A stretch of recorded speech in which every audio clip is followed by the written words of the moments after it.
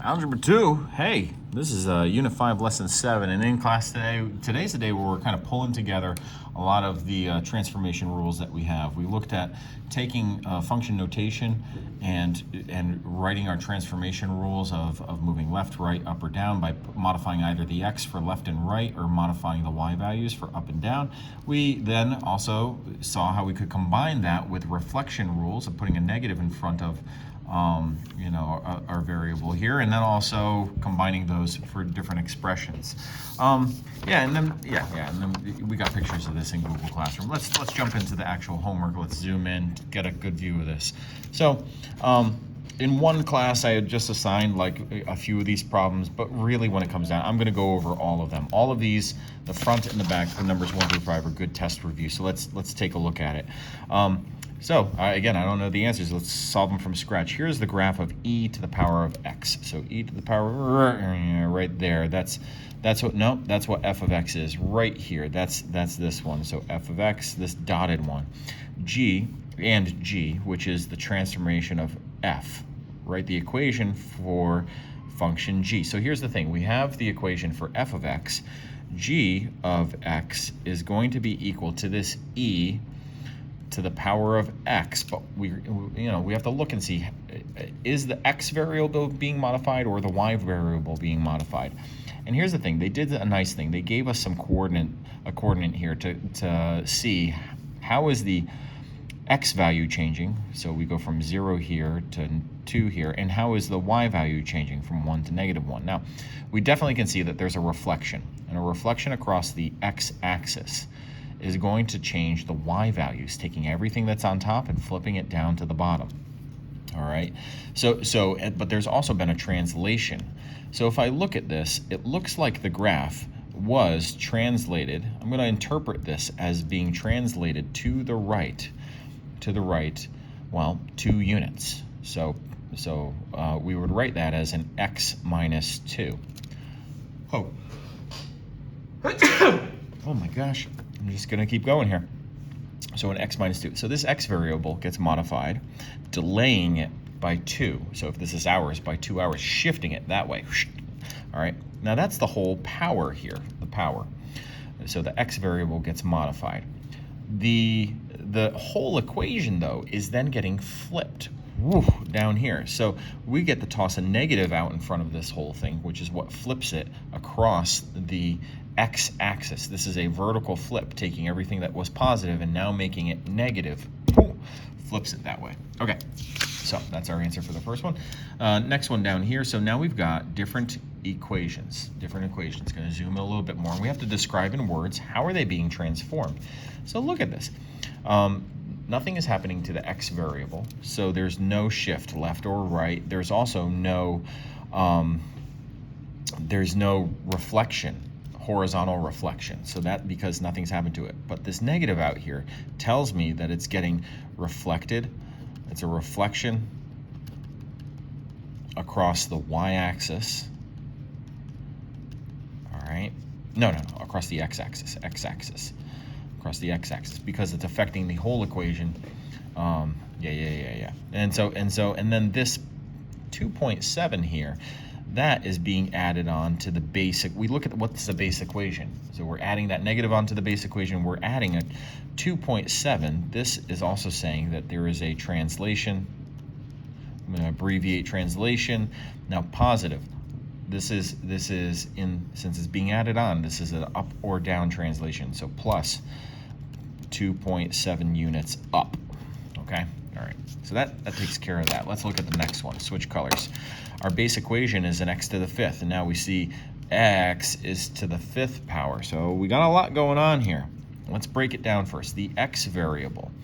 So the x variable is adding a 3.1. That part right there would translate it along the x-axis and translate it left. Translate 3.1 units left. But this plus 1 that's being added on here, that is also part of the translation, translating it and 1 unit up. And this negative that's here, now that negative is not out in front of the whole expression here. It's it's with the x. Since it's with the x, that means on a graph, it's going to take everything on the right and flip it everything to the left, and everything on the left and flip it to the right. That's a reflection across the y-axis. So that negative reflects it across the y-axis. All right, good enough, good enough, good enough. Let's move on to the next one. All right, so next one. We have this base equation of the absolute value of x, the absolute value of x, which we haven't done really enough work with that this year. The overall equation, nothing is happening to the x, but we're tossing on this minus 26. Now that would affect the y variable, so this is going to be a translation. The only thing that's happening is shifting the graph up, down 26 units, down 26. Okay, done with that. Now on to the next one, last one for this section. If our base equation is the square root of x, well, let's look at how that's affecting the square root of x. All of this is x, so the x variable is getting modified by taking away 0.004. This would be a translation. Now left and right, this would be moving it to the right. Translation, right. 0.004 units was, that doesn't seem like a lot. And this negative, because it's not with the x, it's on the outside, is modifying the whole equation. This is changing the y variable, which is a vertical reflection, which is a reflection across. If it's vertical reflection, it's reflecting across the x-axis.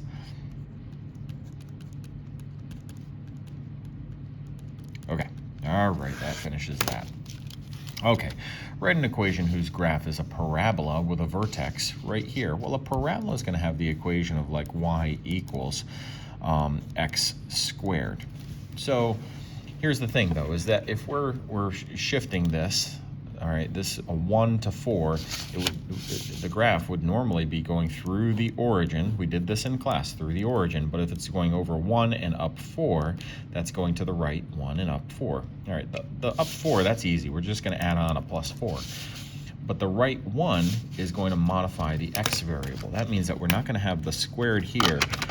We're going to have this whole value of x gets squared, and we're going to modify that by not adding 1, but subtracting 1. Done. Done. There we go. Write the equation whose graph is a parabola with vertex at 2, minus 3. So, okay, y equals. We look at how is the x variable. The x is getting squared. How is that getting affected? Well, that's a plus 2. That's moving right 2, but we would use that as a x minus 2. And down 3 means minus 3. Done. Done. Okay. Flippity flip on the back side. Now we've got this. Describe how to move the graph so that it better matches the data. So these points are the data, and what we want to do is we want to make this thing fit the data. So if I look at this, it looks like if I could shift this down, if I could shift this whole graph down, this is where I should have some patty paper here, and if I could get it to go through, if I could get it to go through this point right here, if I take whatever this y-intercept is and shift it down first, and then reflect that across the x-axis, that's what would transform this. So we can do this in words. We can either say, call this one f of x, and we could either say, you know, f prime of x would be equal to the original f of x, but let's see, if we're shifting it down, we would have f of x, and we're losing, let's see, that's about 3 units, about 3 units. So from, if 5 is here, then maybe 3 is about here. Yeah, it's close. That would shift it down. Then we need to reflect across the x-axis. That would change the y value, the whole overall thing, so we toss a negative out in front of it. This is one way of writing it. There's other, you know, instead of having this, we could have g of x is equal to something like that. Or we could say this all in words. We could have said in words, translate it down 3 units, and then reflect, do a vertical reflection across the x-axis. All right, you know, good enough, good enough. Last one. Okay, so this is multiple choice. Let's see, it says here's a graph of f of x right there. All right, so so it's saying from -10 to 0. Okay, that's that. And sketch f of x, the other side of this, from 0 to 10, if f of x is even. Okay, so if it's even means that it will be a perfect reflection of this. So this point right here will be reflected across, and this one right here will be a perfect reflection across, and this one will be about here, and this one will be about here. Oh my gosh, and then this one all the way at the end. Yeah, yeah, all right, so we would get that, and so it needs to end about here. Get that sketched in. Now, switch colors. What if it's odd? Well, if it's odd, that means that this would be a reflection both across the y-axis, but then across the x-axis. So it's kind of nice that we have this one here, because now if we take this whole thing and we reflect it across the x-axis, this part that was down here would end up here. This one that's here would end down here, and each one of these, all right, so would get reflected across the x-axis. Let's see. Yeah, I am guessing here. It's going to be something like that. I'm making it quick. So the blue one would be this version of it, basically with a double reflection. The red is with a single one. What if it's neither odd nor even? Okay, how do we even do that? So if it's either not odd nor even, let's break out the green here. That means that on this side, it just does something that's not one of these things. It does anything else. You just weren't done. Okay. It's just not going to be symmetric with that. All right, that's all. Take care, folks. Big points here are how do we modify the equations or the function notation to identify different types of transformations. Take care.